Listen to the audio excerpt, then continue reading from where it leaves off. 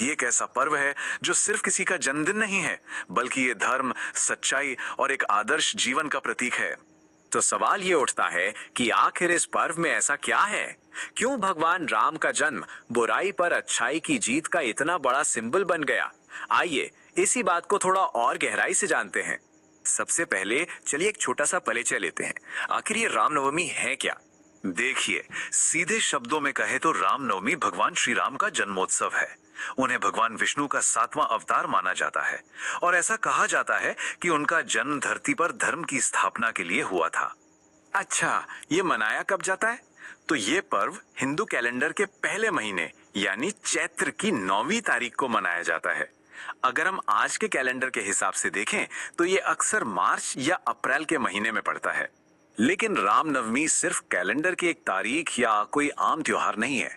इसका एक बहुत गहरा आध्यात्मिक और नैतिक संदेश भी है, जो आज के समय में भी उतना ही मायने रखता है। भगवान राम सिर्फ एक देवता नहीं है, बल्कि वो आदर्शों की एक जीती जागती मिसाल है। उनका पूरा जीवन धर्म, सत्य और अपने कर्तव्य को निभाने का प्रतीक है और शायद इसीलिए उन्हें मर्यादा पुरुषोत्तम भी कहा जाता है, यानी वो पुरुष जो हर मर्यादा में सबसे उत्तम और आदर्श है। और जानते हैं, यही इस त्योहार का असली सार है। ये दिन हमें एक तरह से याद दिलाता है कि जिंदगी में मुश्किलें चाहे कितनी भी क्यों न आए, जीत हमेशा सच्चाई और धर्म के रास्ते की ही होती है। तो कुल मिलाकर देखें तो रामनवमी बुराई पर अच्छाई की पक्की जीत का प्रतीक है और साथ ही ये हम सभी को एक बेहतर, नैतिक और आदर्श जीवन जीने के लिए प्रेरित करता है। तो इन महान आदर्शों के पीछे की कहानी क्या है?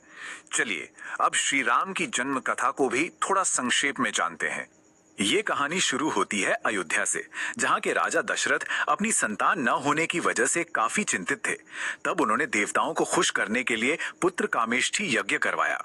यज्ञ की अग्नि से एक दिव्य प्रसाद निकला, जिसे राजा ने अपनी तीनों रानियों में बांट दिया और उसी प्रसाद के पुण्य प्रभाव से उन्हें 4 बेटे हुए, राम, लक्ष्मण, भरत और शत्रुघ्न।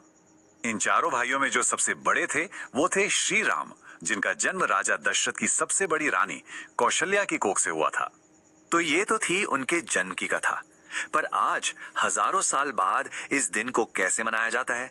आइए देखते हैं कि इसकी प्रमुख रीतियां क्या हैं। इस दिन को लोग पूरी श्रद्धा से मनाते हैं। भक्त सुबह सुबह स्नान करके दिन भर का उपवास रखते हैं। घरों में भगवान राम की पूजा होती है, रामायण का पाठ किया जाता है और मंदिरों में तो दिन भर भजन कीर्तन चलते रहते हैं। और हाँ, कई शहरों में तो श्री राम के जीवन को दर्शाती हुई बड़ी बड़ी झांकियां भी निकाली जाती हैं। ये त्योहार आप कह सकते हैं कि व्यक्तिगत तौर पर और सामाजिक तौर पर दोनों ही तरह से मनाया जाता है। लोग अपने अपने घरों में परिवार के साथ पूजा करते हैं और मंदिरों में भी भक्तों की भारी भीड़ इकट्ठा होती है, जहां सब मिलकर इस पवित्र दिन का जश्न मनाते हैं।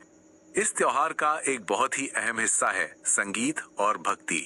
दिन भर मंदिरों और घरों में भगवान राम की महिमा गाते हुए भजन और कीर्तन गूंजते रहते हैं, जो पूरे माहौल को बहुत ही पॉजिटिव और भक्ति से भरा हुआ बना देते हैं। और आखिर में ये पर्व हमारे लिए एक सवाल छोड़ जाता है। आज की इस भागदौड़ भरी जिंदगी में श्री राम के आदर्श जैसे कि सत्य, कर्तव्य और करुणा हमें क्या प्रेरणा दे सकते हैं?